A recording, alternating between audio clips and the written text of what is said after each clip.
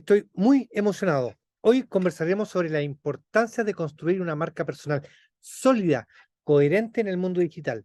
Con el auge de las redes sociales y la creciente competencia en el mercado laboral, es fundamental tener una marca personal clara y bien definida que nos diferencie de los demás. En esta conversación compartiré con un invitado sorpresa. Él es un referente y un gran motivador. Nos dará algunos consejos prácticos para ayudarte a construir esa marca personal exitosa que refleje tus valores y te permita destacar en tu industria. Pero antes, los invito a ver esta intro. Buy it, use it, break it, fix it, trash it, change it, melt, upgrade it, charge it, point it, zoom it, press it, snap it, work it, quick erase it. Buy it, use it, break it, fix it, trash it, change it, melt, upgrade it, charge it, point it, zoom it, press it, snap it, work it, quick erase it. Write it, get it, paste it, save it, load it, check it, quick rewrite it, plug it, play it, turn it, rip it, drag it, drop it, zip unzip it, lock it, fill it, call it, find it, view it, code it, jump and lock it, surf it, scroll it, close it, click it, cross it, crack it, switch, update it, name it, read it, tune it, print it, scan it, send it, fax, rename it, touch it, bring it, pay it, watch it, turn it, leave it, stock, format it, buy it, use it, break it, fix it, trash it, change it, melt, upgrade it, write it, get it, paste it, save it, load it, check it, quick rewrite it, plug it, play it, turn it, rip it, drag it, drop it, zip unzip it, surf it, scroll it, close it, click it, cross it, crack it, switch, update it, name it, read it, tune it, print it, scan it. Muy, pero muy buenos días en este nuevo café virtual de los días miércoles. Hoy, como siempre digo, un tremendo invitado, amigo de la casa de marketing, ¿ok?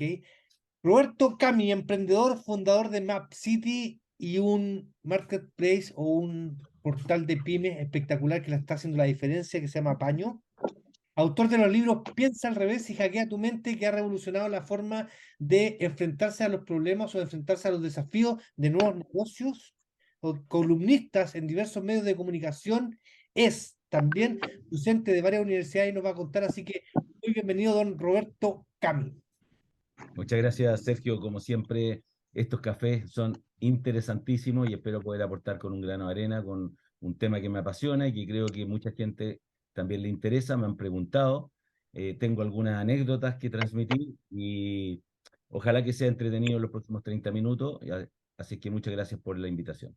Qué Y a bueno. todos los Roberto, hoy día hablamos de personal branding, vamos a partir al tiro, presenta, yo te voy a interrumpir porque hay un montón, o sea, no es que te vaya a interrumpir, vamos a conversar en tu conversación, en tu tema de presentación, porque es muy interesante y al final de esta presentación vamos a dejar los micrófonos abiertos, vamos a abrir las pantallas para que todos los que estén conectados puedan hacerle preguntas directamente a don Roberto Cami, así que muchas gracias, Roberto, por tu tiempo. Muchas gracias. Sé que hay varios conectados que son expertos en este tema, así es que yo lo que les pido es que al final me ayuden con sus opiniones, porque la verdad es que no existen recetas únicas, yo no soy experto en personal branding, solamente lo que quiero hacer es transmitir un poco la experiencia que yo he vivido, de tal manera que podamos sacar algunos tips que son útiles para toda la gente que le gusta este tema y que siente que es una necesidad en el mundo que estamos viviendo hoy día hiperconectado. La conversación que vamos a tener se denomina personal branding, los secretos del personal branding y para qué sirve, por qué yo debiese preocuparme de este tema. Y yo quisiera partir con una aseveración, con una afirmación que dice que los consumidores que se preocupan por los valores de una marca pagan hasta un 35% más por ellas.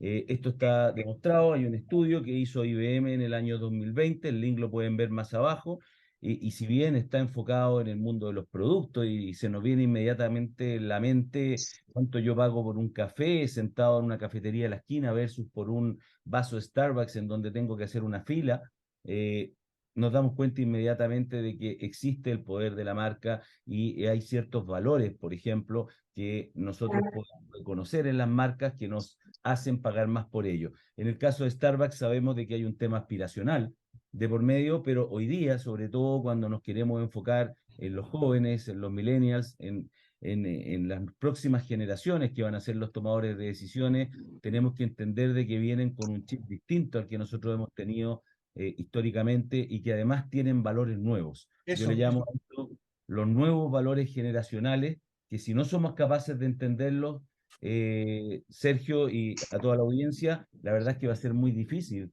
abrazar a este grupo emergente. Roberto, y los valores, cuando tú hablas de valores, qué interesante, pero eh, eh, ¿cuáles son los valores que a ti, por ejemplo, te llaman la atención de los millennials o de la generación Z o alfa?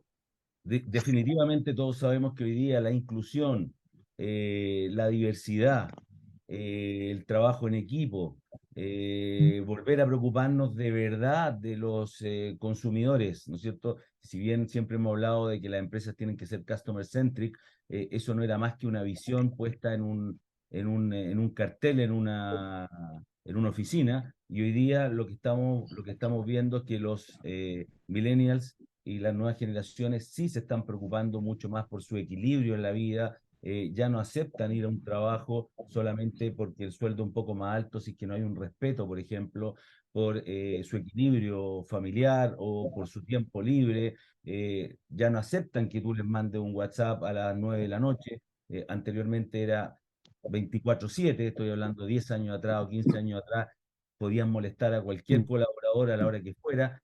Hoy día hay un respeto distinto por este tipo de valores. Y la verdad es que cada una de las marcas decide cuáles son los valores que quiere representar y en función de aquellos valores se hace match con las marcas y con los segmentos de consumidores a los cuales yo quiero llegar.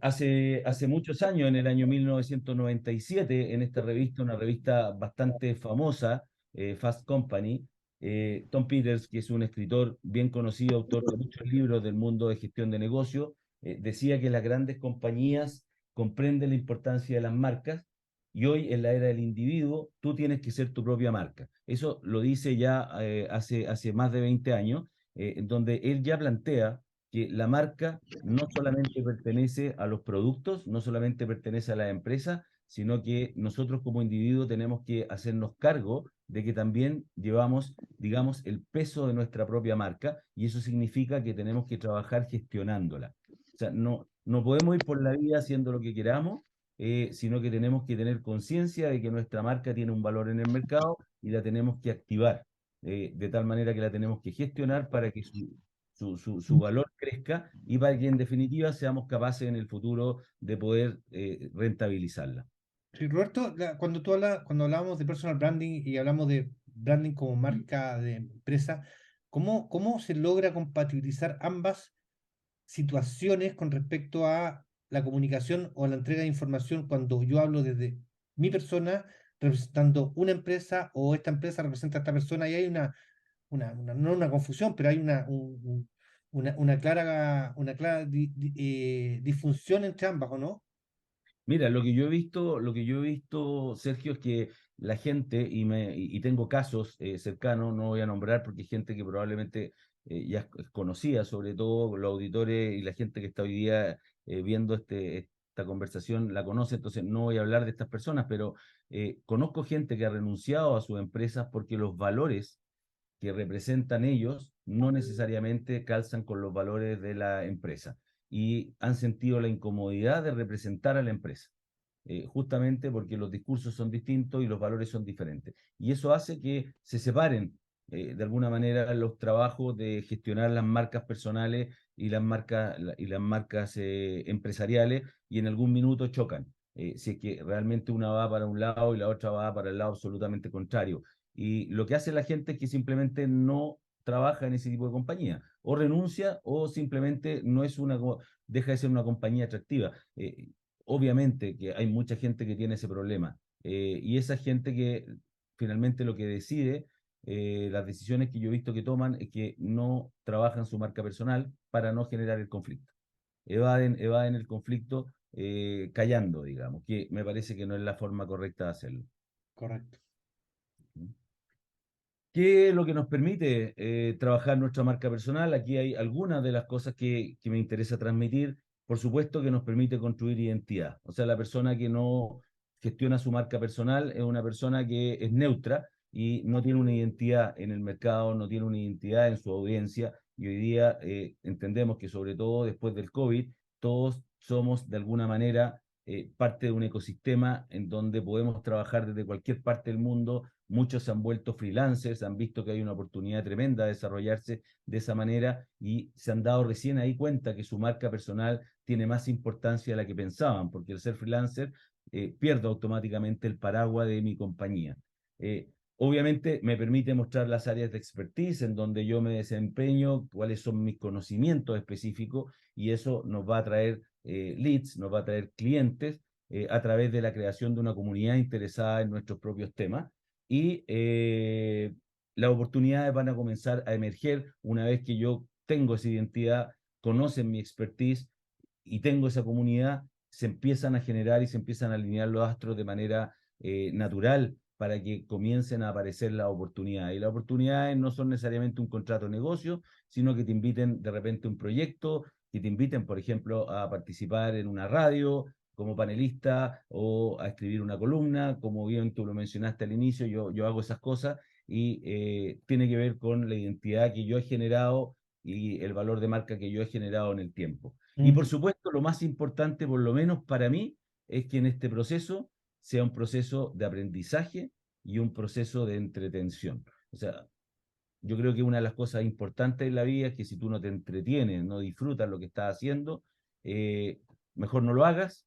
Y por otro lado, si es que en el camino no estás aprendiendo, sobre todo en los tiempos en que vivimos, creo que el valor tampoco es demasiado alto, sobre todo si estamos hablando en el mundo más empresarial.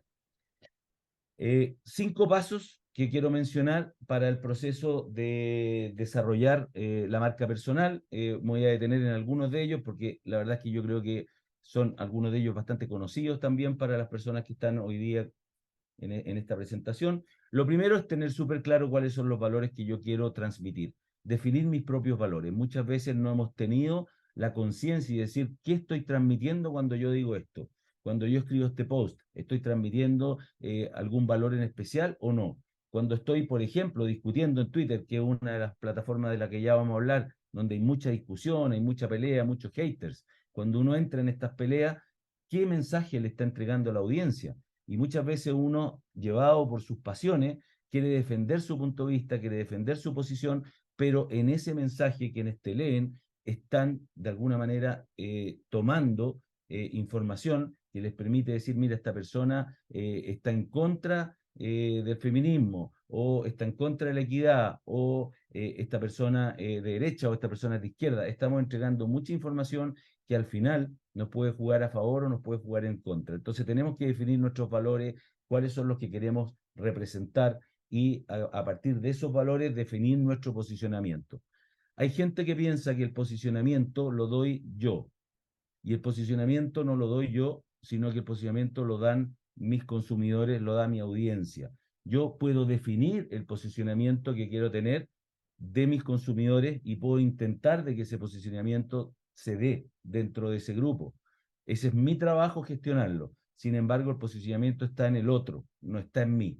Y muchas veces existe una dicotomía aquí con respecto a lo que uno cree, cómo lo ve la gente, y cómo realmente la gente a uno lo ve. Es impresionante si uno hiciera una encuesta, los que han hecho programas de coaching o de repente le han hecho evaluaciones 360, podrán saber de qué estoy hablando, que uno se impresiona con respecto a cómo uno cree que lo ven y cómo realmente lo ven. Y eso es básicamente el posicionamiento, es alinear esa definición de lo que yo quiero versus lo que realmente ocurre en la realidad.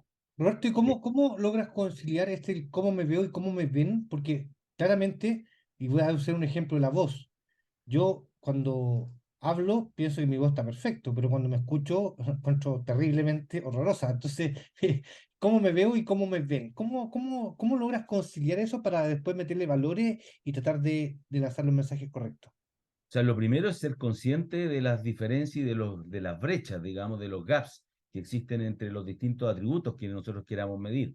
Eh, las marcas lo hacen a través de estudios de mercado. Definitivamente el estudio de mercado que dice a ver qué posicionamiento tiene la marca versus lo que yo estoy buscando encontrar. Ahora, cuando hablamos de marca personal, la forma es el feedback.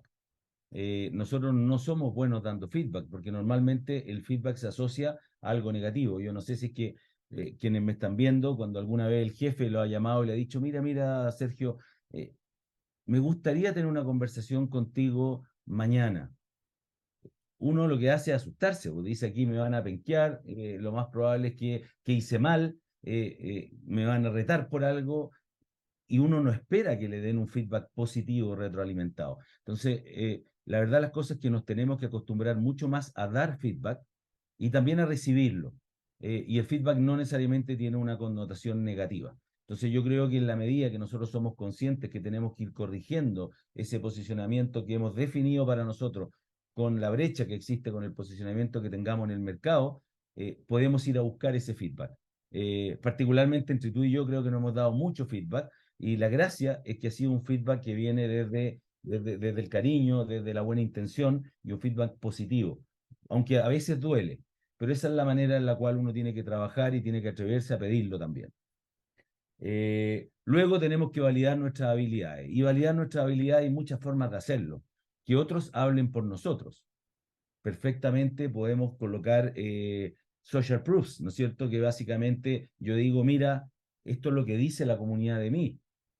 Yo cada vez que la gente me pide una reunión, por ejemplo, de consultoría, le mando un mail de agradecimiento por la reunión y lo invito a llenar una pequeña valoración, que no es ni siquiera una encuesta, sino una valoración con un mensaje que permite que después el social proof esté en mi página web personal, en mi blog, y que diga cuántas estrellitas tengo de las reuniones que he sostenido. Esas son formas en las cuales se validan las habilidades que uno tiene y que permiten generar esta marca personal. Y lo más importante, y por eso que aparece una imagen de las abejas, ¿no es cierto? Es que tenemos que ser consistentes y perseverantes. El que cree que construye su marca personal haciendo el gran post contingente con la gran noticia y después se olvida durante un mes de que está desarrollando comunidad, lo más probable es que no logre absolutamente nada. Este es un trabajo en sí mismo, lo vamos a hablar, el que entra, después le cuesta salir, por lo tanto tenemos que considerar de que es una pega adicional. Es como ir al gimnasio. No nos sirve nada ir al gimnasio una vez cada 15 días y sabemos que mínimo 3 veces a la semana o 2 veces a la semana para lograr mejorar nuestra salud, nuestro estado físico. Y esto es exactamente lo mismo, hay que considerarlo de esa manera. Sin embargo, uno de los errores que la mayoría de la gente comete es que no define un ancla sobre la cual la gente lo va a identificar. ¿Qué significa no definir un ancla? Es decir, ¿sabéis qué? Yo le quiero pegar a todas las cosas y quiero ser bueno para todo, porque de esa manera amplío mi campo de acción. Entonces se ponen a trabajar su marca personal sin hacer esta definición, no anclan su identidad, no anclan su área de expertise y empiezan a hablar de todos los temas. Y son como los expertos en todos los temas y se transforman en maestros chasquilla.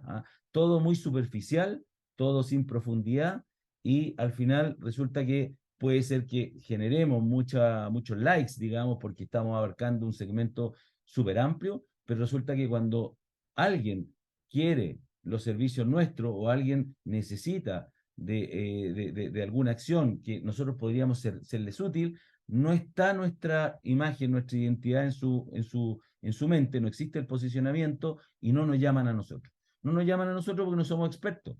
Entonces, algo muy importante es definir un área en donde queremos que ese posicionamiento exista y definir por qué queremos que nos conozcan, dónde somos los mejores. ¿Somos los mejores en el marketing digital, en el mundo del SEO? ¿Somos los mejores en el mundo de ads? Son cosas distintas. El tipo que es experto en SEO no necesariamente sabe de funnels.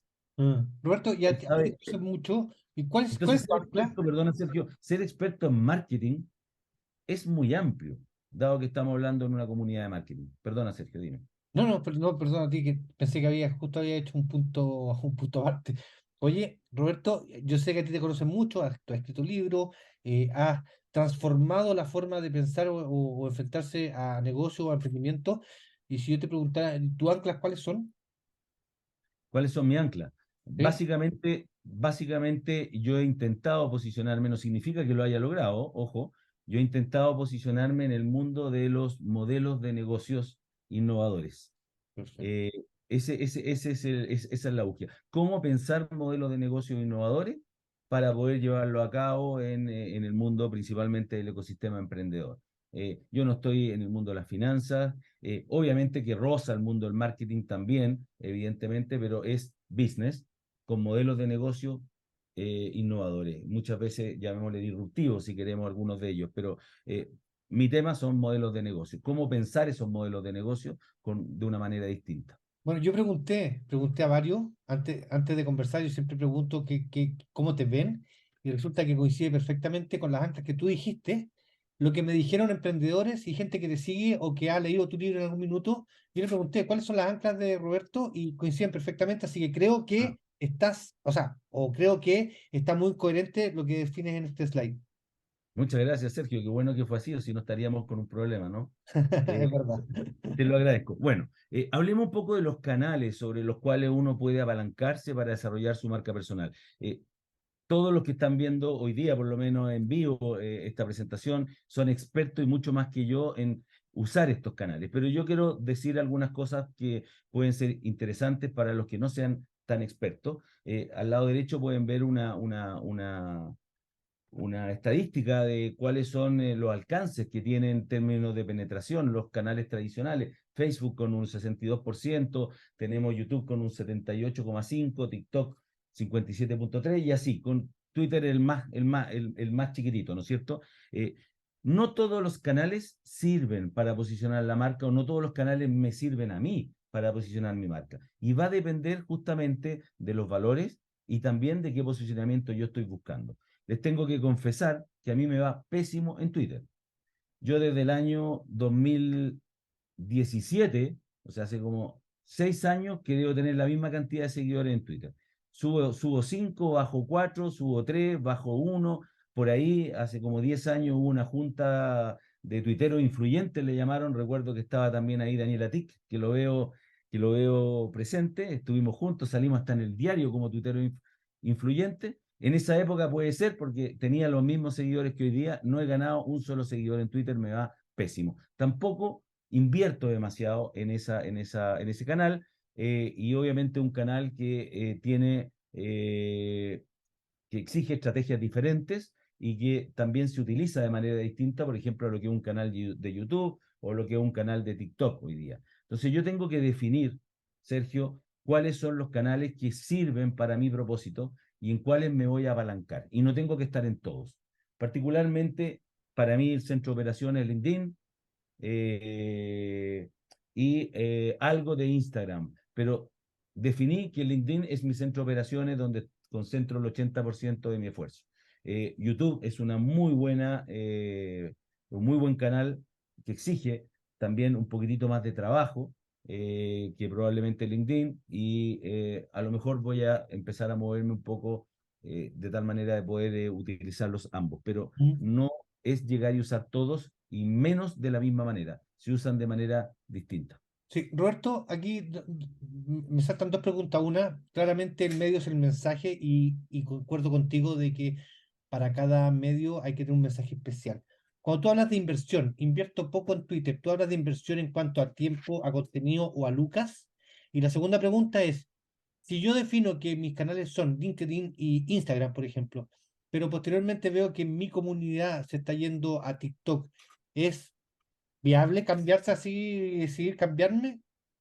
Absolutamente, no hay mundo más dinámico que en el que estamos viviendo hoy día y tenemos que estar pendientes de cuáles son los canales emergentes. Ya estamos viendo hace rato que las marcas que en algún minuto le hicieron celo a TikTok, hoy día ya están participando. Y justamente están participando por lo que estamos viendo aquí. La penetración que alcanzó ya superó a Instagram y de alguna manera aquí vienen también los más jóvenes todavía.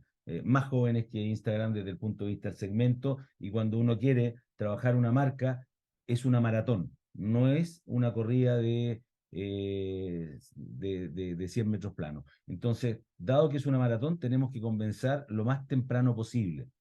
Y eso hace que de alguna manera nos vayamos moviendo efectivamente de plataforma. Facebook, por ejemplo, ya entendemos de que en Facebook los jóvenes ya no están. Entonces, si nosotros tenemos una marca que queremos orientar hacia los jóvenes, o nosotros queremos conectar con los jóvenes, no va a ser Facebook, aunque tengamos una penetración altísima. Entonces nos tenemos que ir desplazando y eso es correcto y lo tenemos que hacer más temprano que tarde, porque justamente es una maratón.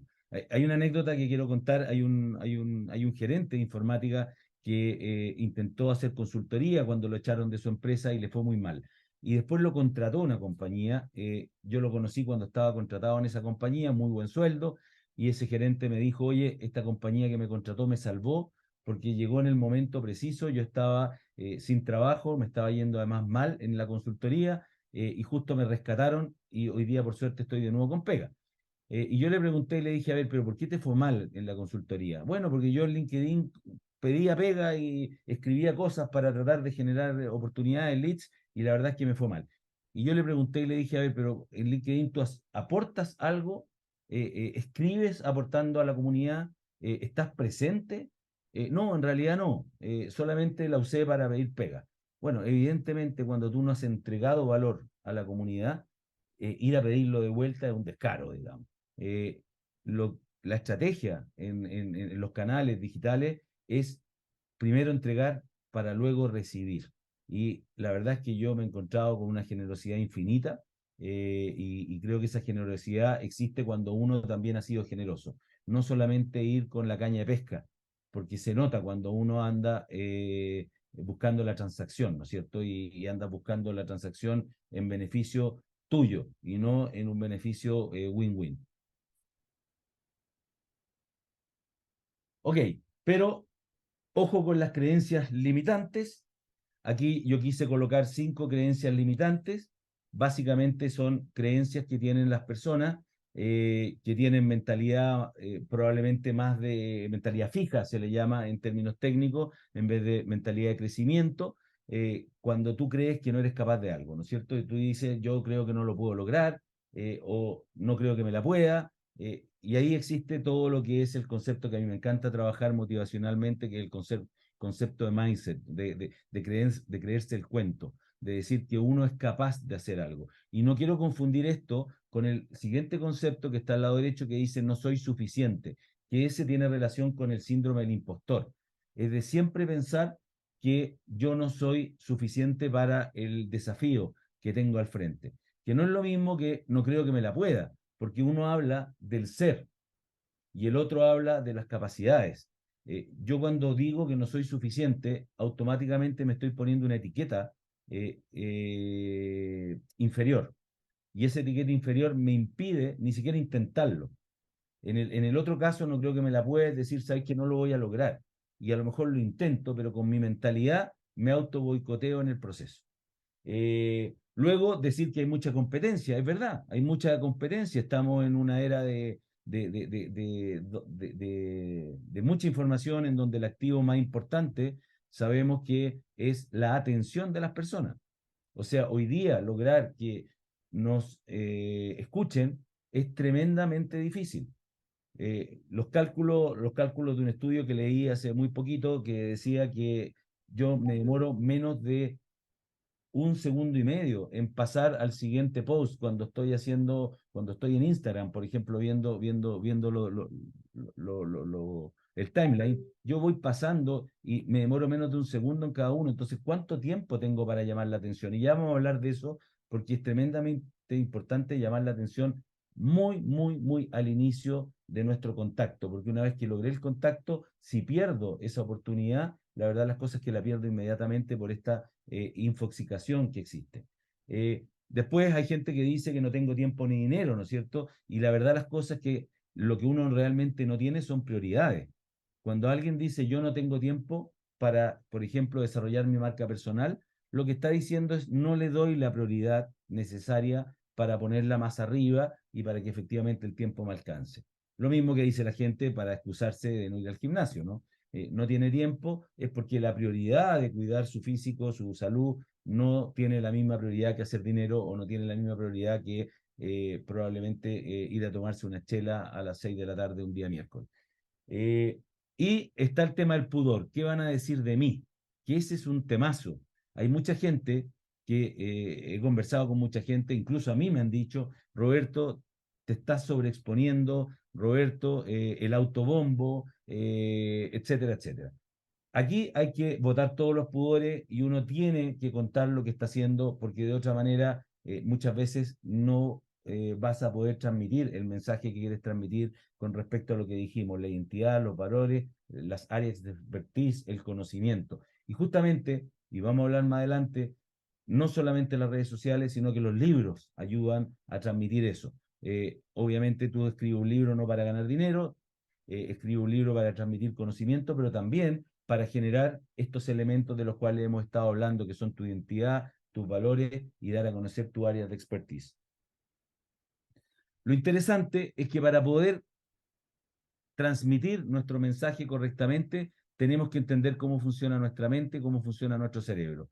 Y todos los estudios indican de que nuestro cerebro está hecho para hacer viajes y no para recordar hechos, fechas, situaciones particulares, sino que nosotros transformamos estos viajes en los cuales podemos hacer que nuestro audiencia ingrese, que son básicamente al final historias que les contamos, y esas historias son las que tienen, al final se transforman en memorables, más allá de los famosos bullets en donde yo doy un montón de datos y pretendo que esa persona recuerde esos datos, eso no funciona, y nosotros tenemos que incluir los datos como parte de un storytelling, y ese storytelling lo tenemos que tener integrado en nuestro relato cada vez que conversamos, cada vez que hablamos, cada vez que posteamos y cada vez que damos una charla, porque esa es la manera en la cual concentramos y mantenemos la atención. El storytelling es un fenómeno emocional. Nosotros lo que hacemos con el storytelling es mover a las personas y llevarlas de un punto A a un punto B y hacerlas pasar por distintas emociones. Y nosotros tenemos que entender que esa emocionalidad tiene una regla. No da lo mismo cómo está diseñada la montaña rusa. Nosotros tenemos que entender de que los primeros segundos o minutos, dependiendo la duración de la historia que estamos contando, dependiendo del tiempo que tengamos, son clave para poder mantener la atención durante el resto del tiempo. Y en este proceso de llevar a la persona por distintas emociones, siempre tenemos que mantener algún elemento oculto en la historia. Un ejemplo de eso es que yo todo el tiempo le he estado diciendo de que ya vamos a hablar de un tema que es relevante y yo los mantengo probablemente con algún interés con respecto al tema que les voy a tocar, que tiene que ver con los libros. Yo les digo, ya les contaré la historia de qué me pasó con este libro. Y ese ya les contaré la historia, de alguna manera hace de que ustedes pongan atención en todo el relato previo hasta llegar finalmente al cúlmine que tiene que ver con el mensaje final que yo quiero entregar. ¿Y por qué es tan importante el mensaje final? Porque cuando yo cuento una historia o cuando yo estoy dando una charla, los primeros segundos, los primeros minutos son vitales. Son vitales para captar la atención y para que la persona se quede escuchándola. Pero los minutos finales, el remate final, ese descubrimiento de lo oculto de lo cual les estoy hablando, es también tremendamente importante, porque la gente que nos lee, la gente que nos escucha, eh, se queda finalmente con el promedio de todo lo que dije, más el final. Sí. ¿Qué significa esto? No va a recordar lo que pasó en la montaña rusa al final. Va a recordar el promedio, qué tan excitante fue, qué emociones sentí, pero en términos de promedio. Pero el golpe final, el cierre que yo le dé a mi charla, a mi exposición, a mi post, es tremendamente relevante porque ese se suma a ese promedio para dejar la imagen y el recuerdo con el cual yo quiero que se quede en mi auditorio. Y ese recuerdo es el que permite, por ejemplo, que hablen de mí y que digan, oye, leí un post que hablaba de esto, más o menos, pero ¿sabéis qué? Al final decía esto otro. Y normalmente eso sí queda en el recuerdo y en la retina de las personas, si es que nosotros logramos que eso sea un punto cúlmine dentro de todo el relato. Entonces nos tenemos que preocupar de ese resultado que está formado de todo lo que logré en el promedio, más cómo cerré mi charla. Sí, Roberto, un ejemplo, quiero Sí. un ejemplo tuyo específico, que es tu podcast. A mí me llama mucho la atención tu podcast porque es distinto a varios donde tú ocupas un tiempo específico. Yo me he dado cuenta que todos tienen más o menos la misma cantidad de tiempo cumples con lo que dices, partir con una experiencia personal y terminar con un buen remate. Cuéntanos, y lo otro, muchos amigos y todo me dicen, oye, qué bien habla esta persona en este podcast. Y yo digo, esto es un tema de preparación. ¿Tú cuánto te demoras en preparar cada capítulo de tu podcast? Mira, yo a diferencia de lo que tú estás diciendo, yo no encuentro que mis podcasts sean tan buenos desde el punto de vista de cómo yo hablo. ¿Ah? La producción es buena, los temas yo que también creo que son buenos, pero me falta soltura. ¿Ah? Síndrome del impostor, ¿ah? Ese es el síndrome del impostor que ahora está anterior, ¿ah? Me falta soltura, lo he trabajado, me ha ayudado María Pastora, por ejemplo, si que ve esta conversación, espero darle la gracia personalmente, pero lo digo aquí públicamente, María Pastora me ayudó con algunos tips de cómo soltarme, pero efectivamente, yo desarrollo una identidad en el podcast. Primero que nada, hago una promesa y la cumplo, que cada uno de los episodios va a durar menos de 10 minutos, se llama Piensa al revés el podcast, y duran menos de 10 minutos, ninguno se pasa, de tal manera que la persona ya sabe en qué momento lo puede escuchar, que creo que eso es súper importante. Yo sigo algunos podcasts muy buenos, pero resulta que algunos duran 45 minutos y duran 20. Entonces, yo, por ejemplo, voy al gimnasio un rato más y no sé si es que voy a escuchar alguno de esos episodios, porque yo creo que me dure todo el entrenamiento, no que se me acabe en la mitad porque me incomoda. Entonces, es bueno que yo ya sepa con qué me voy a encontrar. Y eso es parte de la identidad y parte del mensaje que quiero entregar. Ahora, yendo a tu pregunta de cómo uno remata, una de las formas de rematar es generando, obviamente, la emoción de que lo que estás transmitiendo al otro le va a cambiar la vida. Si tú logras transmitirle al otro de que lo que le estás diciendo le va a servir, el otro va a poner atención. Y si finalmente logras interactuar, y aquí está uno de las tres claves que estoy presentando, logras interactuar con tu audiencia, resulta que es mucho mejor. Yo en general termino todas mis presentaciones con una pregunta. ¿Tú qué opinas? ¿Te pasó esto? ¿Opinas distinto? ¿Encuentras que tengo o no tengo razón? ¿Cómo te sentirías si es que, y de alguna manera la persona que hace se pone en el lugar de la situación que a mí me tocó vivir o la cual yo estoy describiendo y se genera una empatía natural? Y eso es básicamente lo que aparece aquí como una de las tres claves, que es el involucramiento. Yo tengo que lograr que la audiencia se involucre en el mensaje o en el elemento que yo quiero transmitir como concepto, y que se sienta pertenecedor a ese grupo. Entonces, si yo logro que entienda quien me está escuchando que pertenece al mismo grupo de personas que tienen ese problema o que van a encontrar una solución con lo que yo les estoy diciendo, automáticamente estoy generando esa empatía y estoy generando esas emociones, porque la persona se siente parte. Y eso se hace a través de la interacción. Por ejemplo, haciendo preguntas. En general, yo termino haciendo preguntas en mis interacciones y creo que una muy buena forma de que se aumente el alcance con respecto a la audiencia que estoy captando, y por otro lado, la conozco, porque en la medida que la gente responde, yo voy conociendo y voy segmentando a mi audiencia y empiezo a entender quién es quién en ese proceso. Aquí hay un ejemplo. Yo, antes de preparar esta presentación, busqué en LinkedIn el último año de mis publicaciones y me encontré con esta que la hice hace poco, hace como un mes y medio, que es una publicación que parte diciendo: mi trabajo es pintar, recoger escombros es tarea de otra persona, con una foto de una calle, de una carretera rural, en donde se ve que quien pintó la calle, en vez de sacar la rama que estaba botada, la bordeó, porque el trabajo de limpiar las ramas que caían de los árboles, de las palmeras, era de otra persona. ¿Cuántos de los que están aquí presentes escuchando les ha pasado, han sentido en el colegio, en la universidad, en el trabajo, que hay un compañero que no ve la pega de los demás, y aunque pase por un pasillo y vea que hay un papel botado, no lo recoge porque esa pega de limpieza es, por ejemplo, el personal de limpieza? A mí me toca a cada rato. Yo le llamo free riders. Los free riders son los que intentan hacer lo menos posible, dejando que otros se encarguen del trabajo. Y este post generó involucramiento, pertenencia. Fíjense que termina diciendo: ¿has vivido algo así? Esa pregunta la termino haciendo. Tuvo 95.000 hasta el momento que le saqué la foto, 95.730 impresiones, 631 reacciones, 62 comentarios y fue compartido 75 veces. Es el post que ha tenido más éxito en los últimos 365 días de los míos. Y fíjense que ahí están los tres elementos, las tres claves que hablábamos de el involucramiento, o sea, a todo nos importa, la pertenencia, a todo nos pasa, y la interacción, una pregunta al final.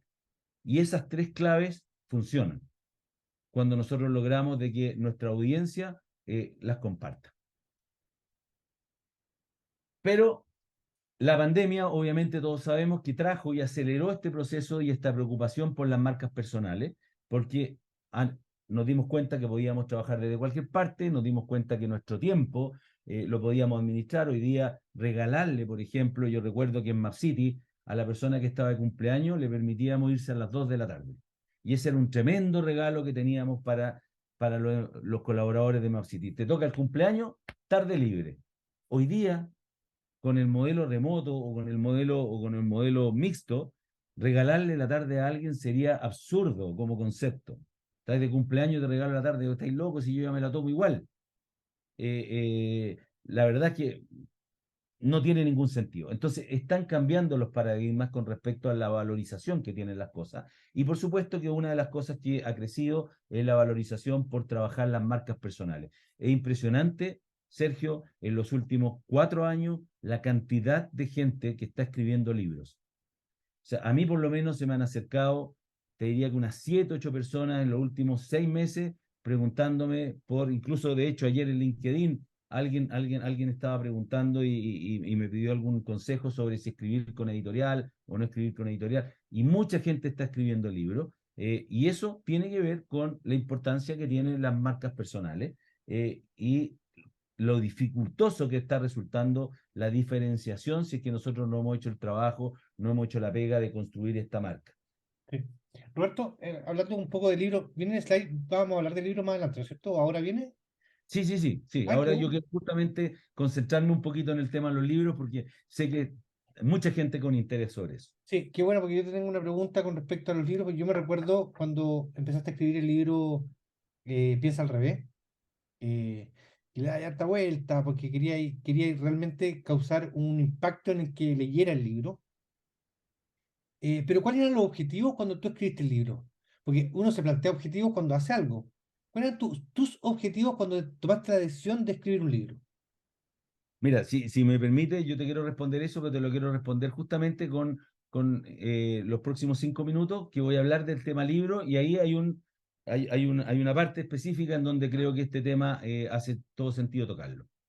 Eh, ¿Por qué escribir un libro? Te agradezco con la pregunta. Yo después te voy a contar por qué lo escribí yo. Sin embargo, por qué normalmente la gente decide escribir un libro, cuáles son las motivaciones que tiene. Principalmente hay un tema de reconocimiento, hay un tema de autoridad, hay un tema de credibilidad y hay un tema de posicionamiento. Eh, Hoy día es mucho más fácil escribir un libro que hace 15 años. Si nosotros escribíamos un libro hace 15 años y no teníamos una editorial, lo más probable es que ese libro no iba a llegar a ninguna librería. Por lo tanto, el alcance iba a ser bastante bajo. Hoy día, además de tener los libros digitales, mucha gente solo escribe el libro en digital porque es más barato, porque lo puede distribuir, porque tiene costo cero de alguna manera la distribución. eh, eh, pero escribir un libro con editorial que llegue a la librería, yo creo que son temas totalmente distintos porque exigen procesos diferentes y también cambian los modelos de reconocimiento, autoridad, credibilidad y posicionamiento. Yo no quiero decir que un libro escrito y publicado por una editorial es mejor que un libro autopublicado, no tiene nada que ver, pueden ser uno muy malo y otro muy bueno intercambiablemente, pero el hecho de que tenga una editorial te ayuda a darle un sello de garantía de que pasó por un proceso de selección. No es masivo, sino que la editorial tiene una cierta capacidad para publicar y publica lo que ha seleccionado de miles de ofertas que le llegan para publicar. Entonces, si está tu libro dentro de la selección, quiere decir que pasaron filtros. Esa es la única diferencia. Como cuando alguien dice yo salí de Harvard, digamos, y hay un filtro por medio, no significa que alguien que no estudió no puede ser mejor que ese egresado a Harvard. Puede ocurrir, pero ese filtro ayuda a que esa credibilidad, ese reconocimiento, esa autoridad sea más fácil de procesar en la mente del consumidor. Y aquí hay básicamente 6 preguntas que yo quisiera ir respondiendo brevemente. Ahí está la tuya, después de por qué escribir el libro, que son las preguntas que normalmente a mí me hacen con respecto a la escritura de un libro. La primera es que dicen, bueno, ¿y hay alguien que me pueda ayudar a escribir y revisar? La respuesta es que sí. La respuesta es que sí. Uno puede contratar un editor, uno incluso puede contarle historias de lo que quiere transmitir a un editor o a un escribano, y ese escribano puede transformar eso en un libro de acuerdo a la lógica que acuerden que va a tener ese libro. Hoy día hay unas startups y hay una empresita que yo, si alguien quiere, le puedo dar el dato. Mi amigo Jorge Zamora, socio de una empresita que se dedica a escribir libros para otros. Y eso también funciona. No es lo que a mí me gusta, porque me gusta que mi identidad esté 100% puesta en puño y letra mío, pero si uno no tiene la habilidad para escribir, no tiene el tiempo para escribir, pero quiere transmitir ideas, puede contratar a un editor, puede contratar a una de estas empresas de las cuales les estoy mencionando, un escribano, y puede también escribir su propio libro. Y hoy día, ni hablar de la inteligencia artificial, que nos puede también ayudar en ese proceso, aunque ya lo hemos conversado por interno, Sergio, a mí no me gusta colocar nada generado por inteligencia artificial en mis posts o en mi libro. Otra pregunta tiene que ver con cómo lo edito y cómo lo publico. Algo ya hablé de eso. Aquí hay 2 caminos. Uno es la autopublicación y el otro es la editorial.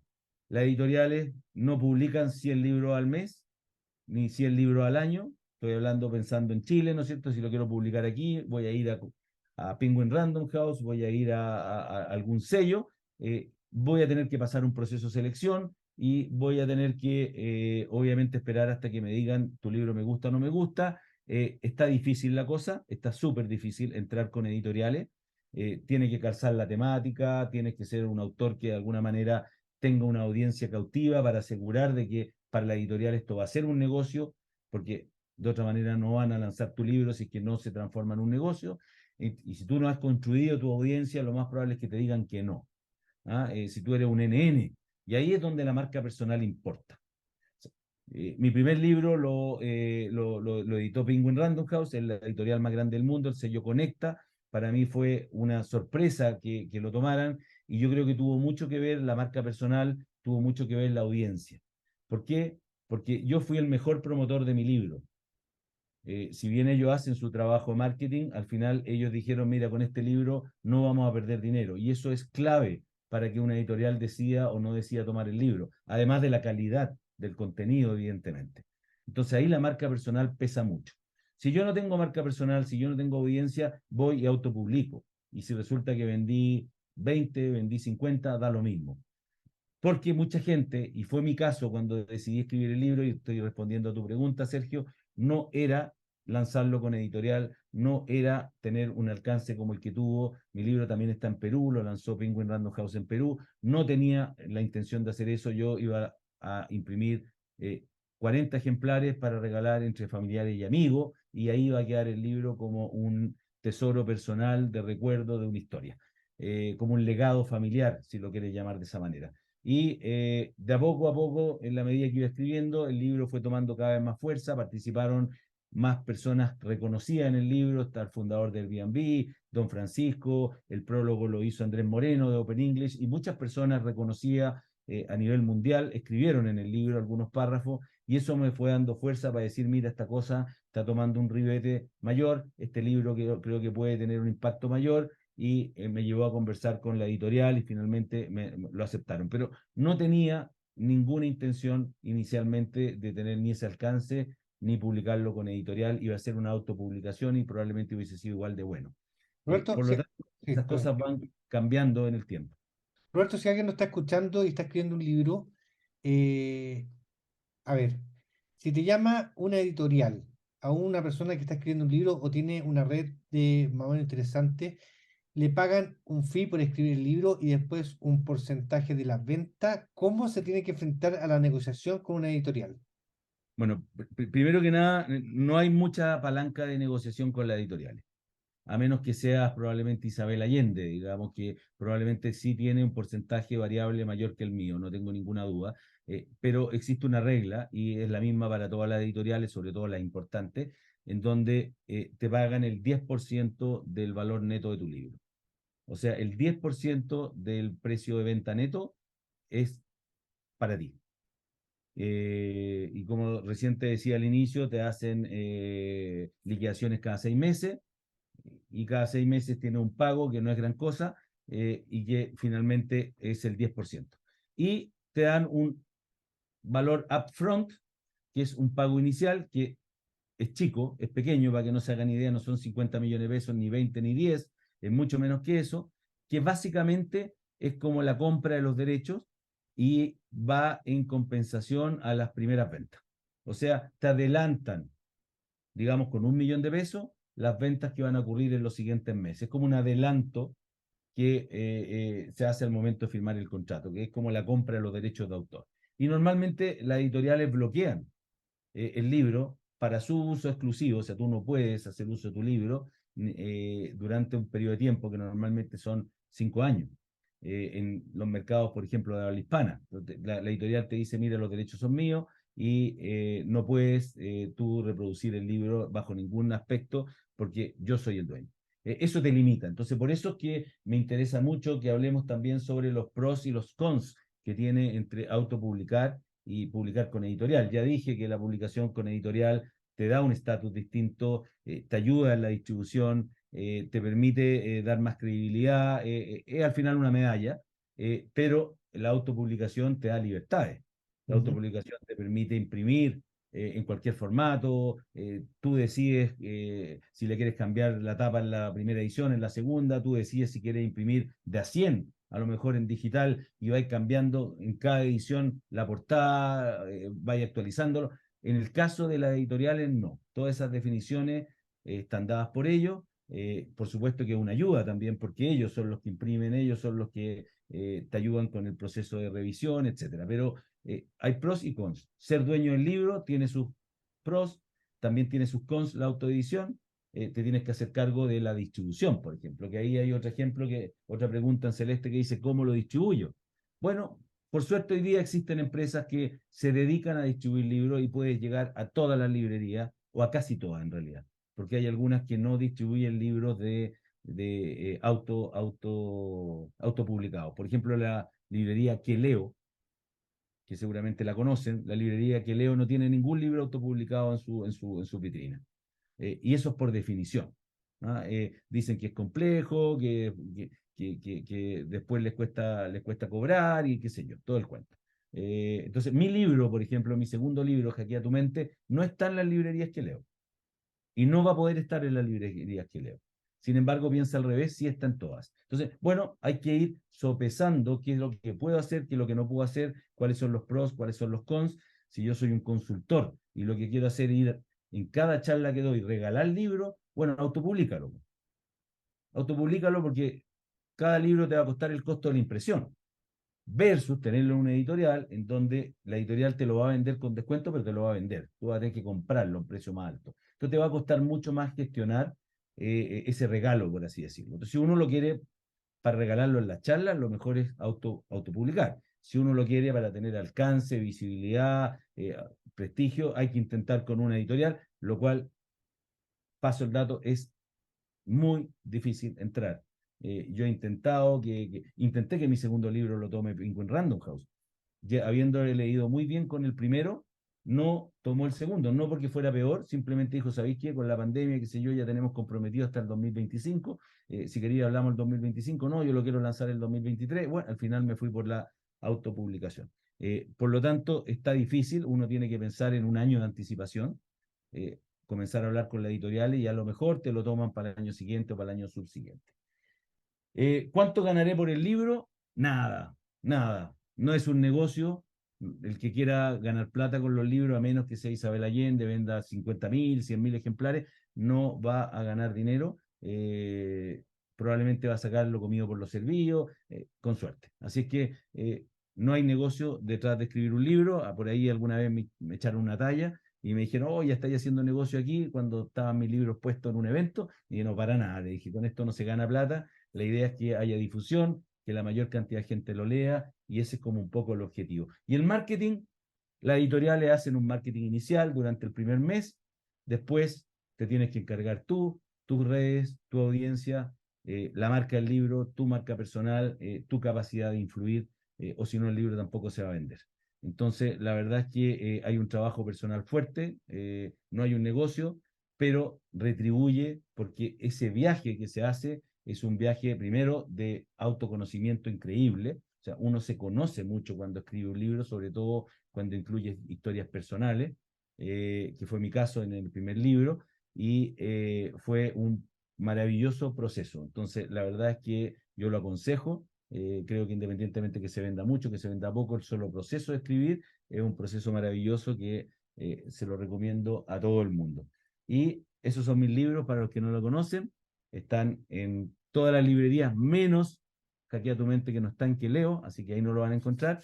Y agradezco mucho. Dejamos un ratito para preguntas, si quiere, mi querido Sergio. Espero que le haya Perfecto, gustado. perfecto. Perdónenlo Esta- rápido, pero No, tenía en hay varias contra. preguntas. El resto pueden empezar a abrir sus cámaras y sus micrófonos para hacer las preguntas. Levantan la mano y yo le voy dando el pase. Y mientras está pasando esto, yo tengo una pregunta, Roberto.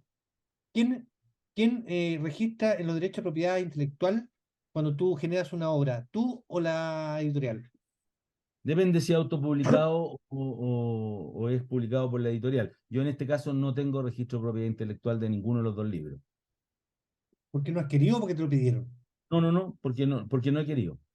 Porque no he querido. La verdad, las cosas que creo que hoy día, sobre todo en el mundo de la generación de información, donde están puestas tus experiencias personales, siento que no es necesario hacerlo. En mi caso, los libros tienen mucho contenido de experiencia personal, y lo que yo pretendo es que ese contenido se difunda y se utilice. Y si alguien sacó una idea de ahí y la transformó y la expuso, eh, transformada, ¿no es cierto?, con un rephrasing de inteligencia artificial, bienvenido, no tengo problema, porque como te digo, no hay un negocio detrás, entonces no siento que estoy teniendo una pérdida. Normalmente la propiedad intelectual se protege para proteger también las ganancias sobre el producto, sobre el servicio, es lo que hacen las farmacéuticas. Ellos lo que quieren es asegurarse las ganancias sobre ese remedio durante los próximos 15 años. Y ahí protegen y patentan, ¿no es cierto?, su descubrimiento, su invento. En el caso mío, el libro no tiene propósito de negocio, por lo tanto, si las ideas se difunden, que se difundan como tengan que difundirse, y nadie se va a apropiar de mis historias, digamos.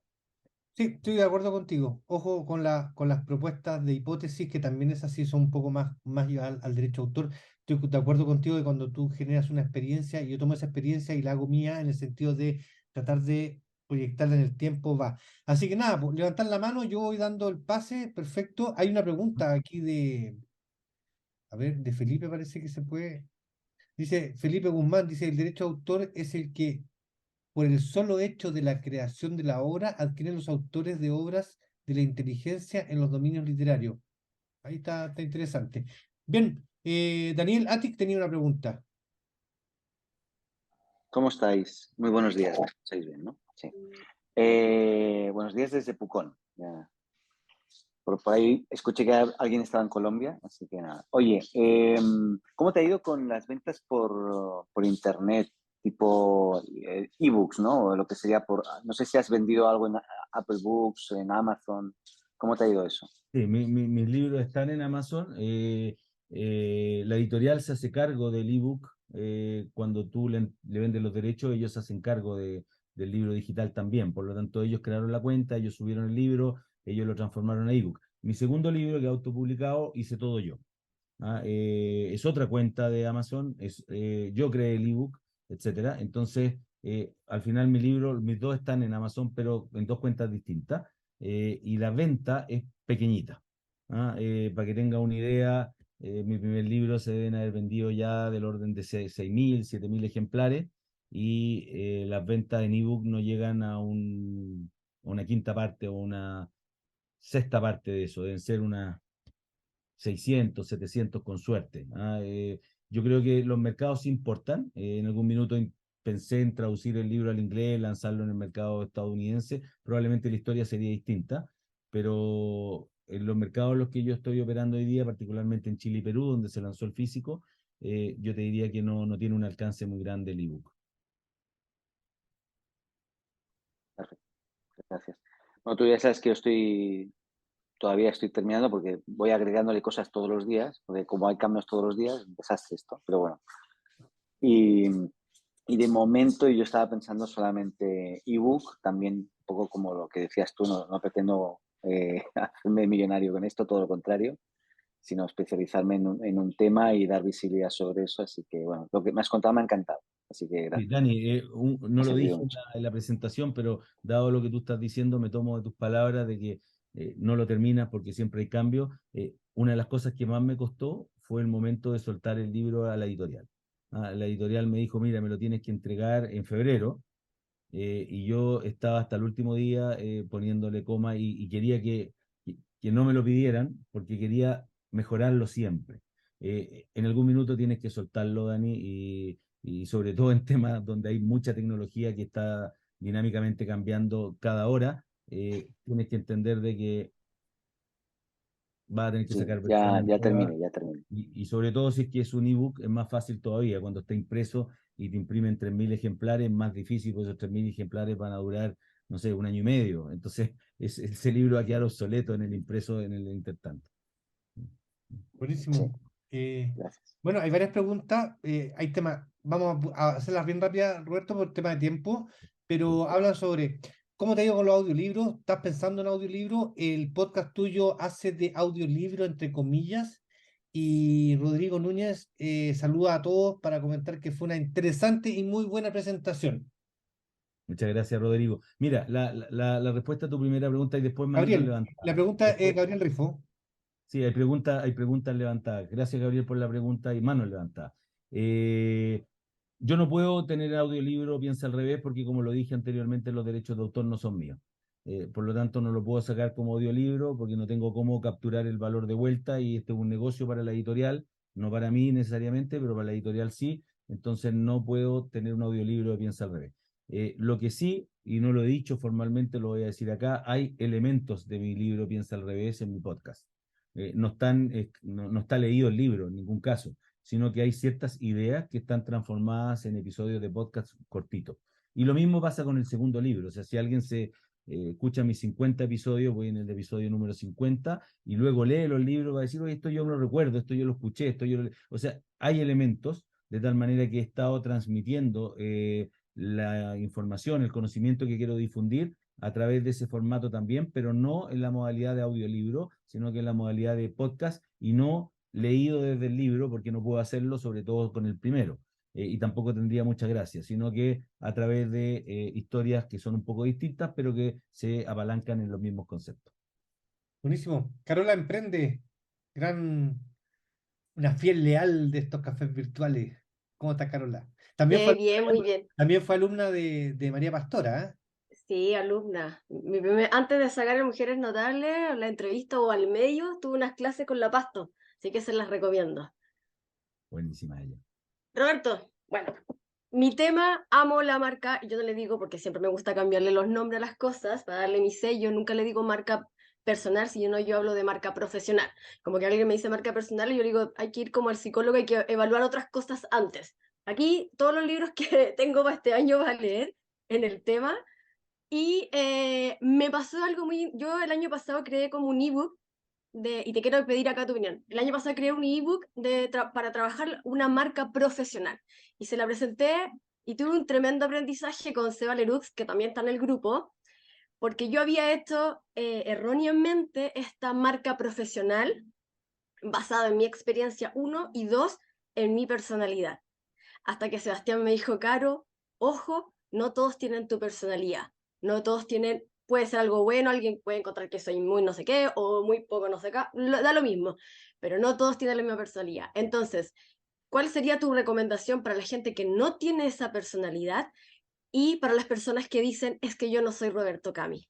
Y que no quiere decir que te vean como un fan, sino que obviamente a lo mejor sienten que su proceso es mucho más largo, que les va a costar mucho más llegar a ese número de la marca profesional. Sí, es Eso, muchas gracias. una súper buena pregunta, Caro. Creo que la comenté anteriormente con Sergio, porque también me hizo Sergio esa pregunta. A ver, la respuesta que yo daría es que no todos tienen que expresarse de la misma manera. O sea, efectivamente las personalidades influyen, el histrionismo, la capacidad de comunicación. Yo creo que no todos tienen que hacerlo de la misma manera. Y de repente personas que muestran profundidad en algún tema, expertise en algún tema, hablan sobre ese tema. Por ejemplo, en LinkedIn, que es la plataforma favorita para mí en la construcción de marca profesional, son personas que independientemente que a lo mejor no sean entretenidas para decir las cosas, a lo mejor no sean histriónicas, a lo mejor no son buenas grabando un video, pero sí son capaces de transmitir profundidad de conocimiento en algo, son personas que van a estar construyendo en esa área de expertise su marca profesional también. Probablemente no lo van a invitar a las charlas porque en la charla se va a morir, se va a dormir la gente, digamos, no importa. La charla no es su medio, digamos, no es su forma de transmitir la información. Pero si estamos pensando que la marca profesional tiene un objetivo concreto, que es al final permanecer en el tiempo vigente, tener oportunidades de negocio, desarrollar tu conocimiento y transmitirlo, creo que no es una limitante tener esas características personales, histriónicas, de comunicación, o ser entretenido, o ser bueno para bailar. El mismo Dani Atik es un creativo impresionante, lo conozco hace muchos años, el Dani baila, canta, salta, vuela, hace de todo, y es muy entretenido verlo. Entonces, la verdad es que no todos somos Daniel Atik tampoco. O sea, yo soy mucho más fome que Daniel Atik. Pero hay maneras en las cuales uno puede trabajar esto. Yo he hecho 2 cursos de storytelling y he leído mucho sobre storytelling. Entonces también me he estado nutriendo de cuáles son las formas en las cuales tengo que llegar a las audiencias para que me escuchen. Y tienen que ver con lo que un poco también transmití brevemente acá. Entonces yo creo que también está el proceso en donde uno puede asesorarse, tomar cursos. Ahí está la Daniela, ¿no es cierto, Sergio? Que también pertenece a la comunidad que hace cursos De frente a la de, cámara. de cómo hablar en cámara y cosas por el estilo. Bueno, yo creo que uno tiene que trabajar los aspectos en donde existen las brechas, pero no creo que haya limitante. La única limitante es no haber partido antes. Ese sí es un tema que estoy de acuerdo contigo, de decir, oye, pero ¿sabes que esto toma mucho tiempo? Sí, toma mucho tiempo. Si yo quiero a los 60 años construir marca personal, creo que partí un poquito tarde. Entonces, mi consejo es, oye, partan lo antes posible. Partir, es el primordial. Oye, por tema de tiempo, le vamos a dar el pase a la segunda mano, o sea, a la mano levantada, que es don Eladio Piña con su pregunta, y ahí nos vamos a despedir, va a quedar grabado y después nos Eric, podemos quedar conversando, si no hay problema. Don Eric tiene la Eladio, mano levantada hace rato también, no me lo ¿quién? dejé por ahora. El ¿Quién? Eric. Eric. Ah, no lo he visto, no lo veo. Es que tiene Sí, algo. Eric está primero. Ah, Eric, vamos, don Eric. Muchas gracias por el pase. La verdad que, Roberto, tú siempre has estado disponible para todos los emprendedores, para escuchar, para dar consejos, opiniones con respecto a modelos de negocio. Yo tengo que agradecer que dentro de los primeros que le conté sobre APAR fuiste tú. Eh, la pregunta es media profunda, pero se puede contestar rápido. Yo me imagino que has sido parte o mentor de muchos éxitos, pero y te lo digo a título personal, pero también a mí me preguntan mucho, eh, ¿qué responsabilidad sientes de repente cuando estás aconsejando a emprendedores y te toca dar un feedback que es negativo, y que termina de repente echando el avión abajo o desmotivando a los emprendedores? Uy, qué buena pregunta, Eric. Te lo agradezco porque Gracias. me tocó hace 3 semanas. Me tocó hace 3 semanas con una chica que me derivó justamente mi amigo Sergio Gajardo, en donde esta chica quería reunirse conmigo. Sergio le dijo, yo lo conozco, nos conectamos, me mostró su proyecto, me estaba dando su pitch y lo estaba dando no en modo presentación, sino que estaba con el PPT y con las láminas al lado izquierdo. Y recuerdo que cuando llegó a la penúltima lámina, la última era el equipo. Pues yo lo alcanzaba a ver que al final estaba el equipo. Y se detuvo y no habló del equipo. Entonces, cuando termina la charla, yo le digo, el pitch, yo le digo, pero perdona, te falta una de las láminas más importantes. La última creo que la que viene es de tu equipo. Tienes que mostrar a tu equipo. Y ahí se dio vuelta en explicaciones de que no tenía equipo, de que era ella sola, que todas las personas que aparecían ahí como equipo en realidad eran personas que alguna vez le habían ayudado en una modalidad muy spot, pero no formaban parte del proyecto, entonces prefería no mostrarlo. Y esa situación de que no tenía equipo, que era ella sola, más otros elementos que estaban asociados a su modelo de negocio, me hicieron darle un feedback bastante duro. Porque ella estaba, una mujer separada, estaba gastando sus recursos en este proyecto y en algún minuto me dice que yo voy a morir con las botas puestas hasta el final, lo cual me encantó como concepto, pero por otro lado me pareció muy irresponsable no decirle, mira, sin equipo y con este modelo que tiene tal y cual falla a mi observación, vaya a morir de verdad, digamos. Te sugiero preocuparte en corregir estas cosas. Y fue un feedback que yo creo que para ella fue duro, pero fue agradecido porque de otra manera, no habérselo dicho, lo que estamos logrando que es una persona que termine finalmente sin ni uno, pensando en que no era posible darle vuelta al proyecto y a lo mejor no creyendo en el emprendimiento, versus ahora que probablemente le está dando una vuelta distinta y ojalá que lo logre reflotar. Yo en eso soy bastante más duro, ¿ah? O sea, yo prefiero decir el feedback porque creo que para eso me piden la opinión. O sea, si no, para sobar el lomo, digamos, la verdad las cosas que uno no necesita pagar. ¿Ah? Habla con un amigo y le dice, oye, ¿sabes qué? Reconfórtame, soba el lomo y seguimos adelante. Esa fue una situación que me pasó hace 2 o 3 semanas y fue dura, y así lo hice. Muchas gracias, Roberto. Mira, yo sé que viene de 100% verdad lo que estás diciendo, porque yo creo que siempre uno termina de alguna manera empatizando con el emprendedor y es duro decirle a la gente que lo que está pensando está equivocado y que va a terminar perdiendo las botas y quién sabe qué más. Exacto. Ahora uno no tiene la bola de cristal, yo siempre les digo, esa es mi opinión. Puedo estar equivocado, digamos, pero estoy obligado a dar la mía. Muchas gracias. Gracias, Thierry. Buena pregunta, don Eric. Oye, ¿y Eladio? Perfecto. Gracias. Bueno, solamente felicitar a Roberto, decir que lo sigo en LinkedIn, en su podcast. Acá están los libros, bueno, ahí no se ve mucho, pero están los 2 libros y la verdad que los recomiendo absolutamente. Y yo una pregunta súper puntual, que es la siguiente, que un problema que tenemos los emprendedores, y Roberto lo mencionó muy bien ahí, es que muchas veces decimos no tenemos tiempo.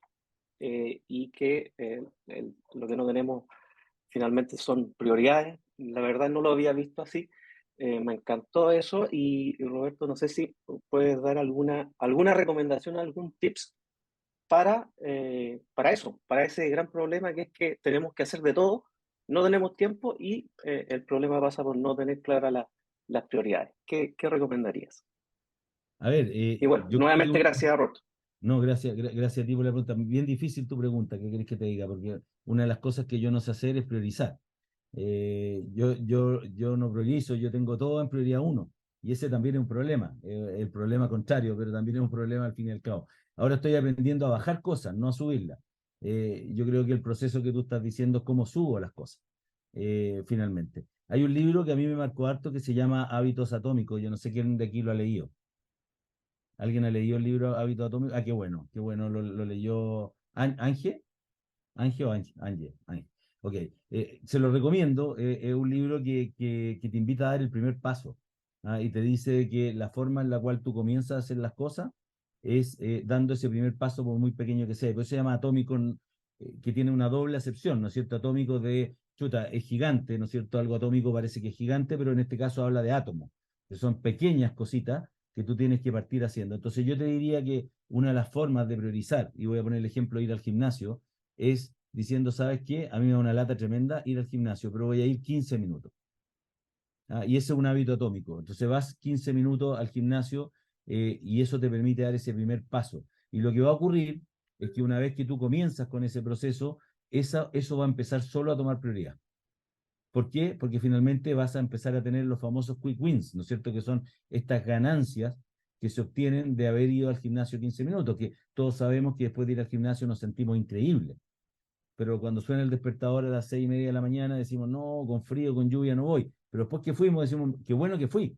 Entonces, cuando empiezan a ocurrir estos quick wins, naturalmente uno comienza a subir de prioridad esa acción que comenzó a hacer con ese primer paso. Por eso cuando hablamos ahora marcas personales o marcas profesionales, como decía Carola Emprende, el primer paso es, ¿sabes qué? Voy a empezar a aportar a la sociedad, voy a empezar a generar contenido, voy a empezar a atreverme a hablar de lo que me gusta y de lo que creo que soy bueno ahora, aunque sea una vez a la semana, aunque nos digan que tenemos que hacerlo todos los días o con más periodicidad, una vez a la semana es el primer paso, o una vez al mes a lo mejor. Y créanme que yo estoy escribiendo mi tercer libro, pero llevo solamente la introducción. ¿Y por qué escribí la introducción? Porque ese era el primer paso. Y ahí está la introducción durmiendo hace 3 semanas. Ojo, no sé si lo voy a terminar o no sé si voy a seguir, pero ya puedo decir que estoy escribiendo mi primer libro porque escribí 1 página y media. Y ese fue el primer paso que me hace ya tener en la mente de que hay una prioridad de continuación. Yo creo que ahí hay un mensaje, lea el libro Hábitos Atómicos, que es muy bueno. Genial. Oye, Perfecto, muchas gracias, Roberto. buena. Oye, Eladio, tú tienes los 2 libros. ¿Cuál te gustó más? Chuta, qué difícil pregunta. Por eso. Me gustaron los dos. Los dos. De hecho, ahora volví a releer el primero. Sí. Yo también leí los dos y siento que hay una comunión muy clara en que la primera te motiva y la tercera te hace romper paradigmas para después volver a la motivación. Así que yo concuerdo mucho contigo Sí, en ese sí. sentido. Felipe Guzmán tiene levantada la mano, así que don Felipe, vamos. Hola Roberto, hola Sergio, hola a todos los presentes. Primero, bueno, gracias por la clase. Y la pregunta va dirigida a cómo recomiendas tú administrar o separar tal vez nuestras interacciones personales o opiniones, por ejemplo, políticas o sobre ciertos temas, de las profesionales para que no se contaminen, por así decirlo. Wow, wow, wow, wow. Tremendo tema, tremendo tema. A ver, yo no soy el mejor para responder esa pregunta, porque yo tengo mucho ímpetu en dar mi opinión independientemente de los costos que tenga muchas veces dar la opinión. ¿Ah? Hay gente más política que yo que lo que hace es ecualizar eso, ¿ah? Y dice, voy a ganar algo, esto aporta o no aporta, o solamente un despecho, o solamente quiero pelear. ¿Ah? Yo creo, yo estoy más mesurado que antes en todo caso, los que me conocían de antes sabrán que antes era mucho más impetuoso que ahora soy mucho más mesurado, pienso y hago esa ecuación antes. ¿Ah? Digo, esto que voy a decir, ¿genera valor o no genera valor? Y cuando digo genera valor, estoy pensando genera valor en el otro, genera valor en la sociedad. Por ejemplo, cuando hablamos de otras personas, cuando hablamos de terceros, ¿no es cierto? Y voy a emitir un juicio y digo, mira, esta persona, olvídate, bueno, es terrible. La voy a hacer bien suave. Antes de decir que esa persona es terrible, yo digo, este comentario que voy a hacer sobre esa persona, ¿ayuda a alguien o no ayuda a alguien? ¿Genera valor o no genera valor? Si es solamente destructivo, intento quedarme callado. Porque estoy destruyendo la identidad y estoy destruyendo la imagen de la otra persona. Y cuando uno destruye la imagen de la otra persona, metafóricamente la está matando. O sea, tú estás matando al otro cuando tú estás hablando mal del otro. Si yo comienzo a apelar a una persona y digo esta persona es pésima, es mentirosa, esto, lo otro, yo la estoy destruyendo. Es una forma de matar al otro. Entonces, la verdad es que cuando estoy haciendo el proceso de comentar cosas, eh, estoy tratando de generar el hábito de evaluar si esa opinión, si ese comentario ayuda a alguien. Si ese comentario no ayuda a nadie, intento no darlo. Muchas veces es difícil, ¿ah? Porque uno tiene el ímpetu y la pasión de responder. Entonces, yo creo que es una buena forma de saber cuándo decir o cuándo no decir algo. Y que esté asociado al propósito de la generación de valor, no al propósito de la destrucción.